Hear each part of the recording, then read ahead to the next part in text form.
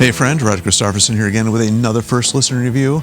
But as always, before I get to babbling, if you haven't liked, shared, or subscribed, please do so, because I think that's kind of like how we keep the music alive. I think just talking about the bands that we love, especially if the bands have been around a long time, is usually what we concentrate on here. Not always, but generally, it will be today. I think the best way to keep things out there and in the public view and let people know about things is to talk about it, share it, and all that fun stuff.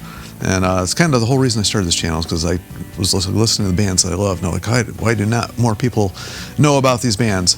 This, however, is not one of those bands that people don't know for sure. Talking about Kiss and their official release of Destroys Anaheim 76. This has been out there in bootleg form for, I don't know, a long time. I know it's been out there a long time anyway.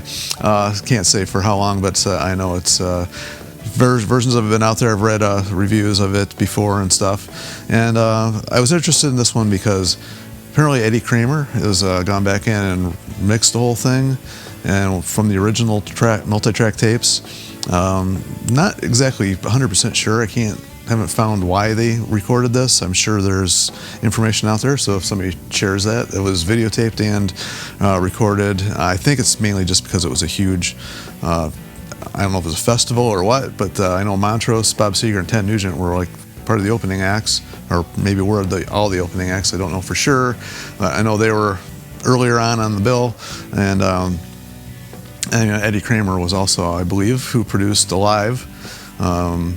So it makes sense that he was the one that's going back in recording this. Maybe this was recorded for one of those. What was going to be used for one of the live albums at some point, but it never was. So anyway, it was an interesting listen. It was 43,000 people, I guess, is what we're at this. So it was a pretty huge crowd. I know, read in one of the reviews already that Peter Criss said it was one of his favorite gigs of all time, and I guess Paul and Gene got to throw out a pitch, for one of the opening pitch for a game that day. I don't know much about baseball, so I don't even know what game it was, but that was also something that was big going on back in the day. Of course, this is back when Kiss pretty much ruled the world at this point in time. It's actually right around when I was discovering Kiss. It might have been a couple years later.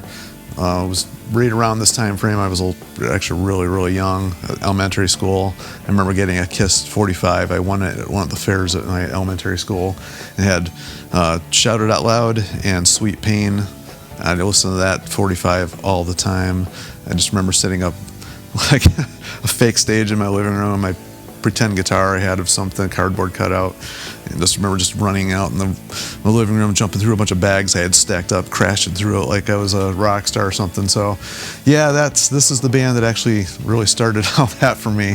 So it was fun going back and listening to the band, this album, this recording, whatever, that was during that time frame. I was like really discovering them. So it was kind of an interesting listen for me, and that just personal, attachment to it at that point.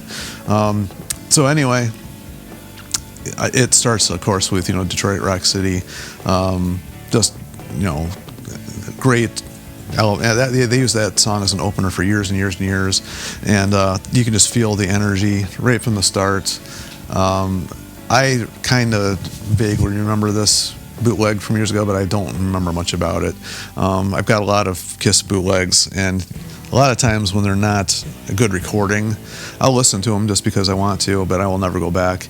And there's a few that I've gotten from many bands, but Kiss has a few of those. They're just, the recording of it itself is not good, but finally hearing it in a remixed, professionally done release was actually like more than we could ask for, I think.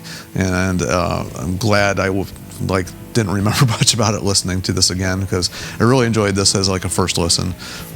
That's what all that rambling was trying to get to. I actually really enjoyed this as like a first time listen, mainly because I don't remember anything about the other version of it that's out there.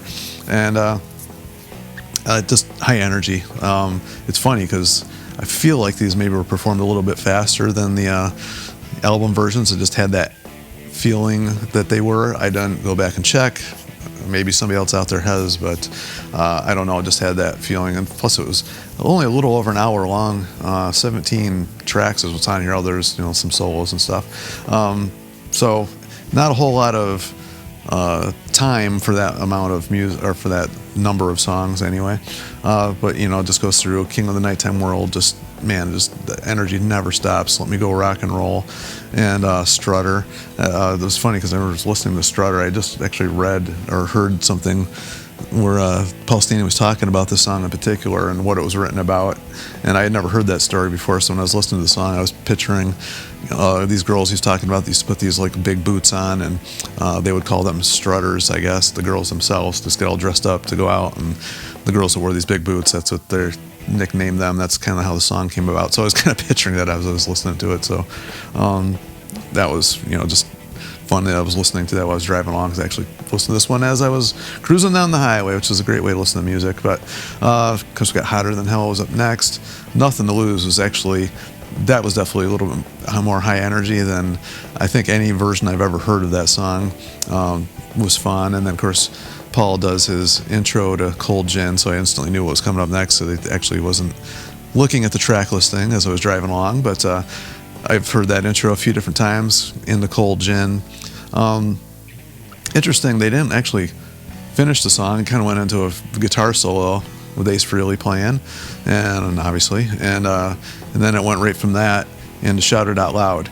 Now, I don't know if my ears are playing tricks on me or what, but I noticed like a kind of a shift in the sound at this point. So I don't know if it became a little less high end for me. I don't know if maybe I didn't go back and check it in a different sound system or whatever, but I was noticing earlier on, especially like the first 3 or 4 songs, the cymbals are extremely present. I don't want to say they were overpowering or loud, but they were definitely very, very present in the first few songs, almost to the point where I was going to turn it down a little bit because it was super loud. Sometimes that high end is just like the ear piercing, and it was kind of distracting me a little bit from the guitars. I'm not going to lie. I didn't think that part, and when I was first listening to it, I didn't even wait, in my opinion, until I got to track number 9 to think that. I thought they were a little bit overpowering a little bit over the guitars. However, something shifted right around Shout It Out Loud, so I don't know if something changed there, like how it was recorded, or there's something going on. I don't know. I don't know why they wouldn't have fixed that before. But that's where I noticed a shift, and it just became a little bit more fuller sounding to me. And I love that song. As I mentioned, it's like the first Kiss song I think I ever heard.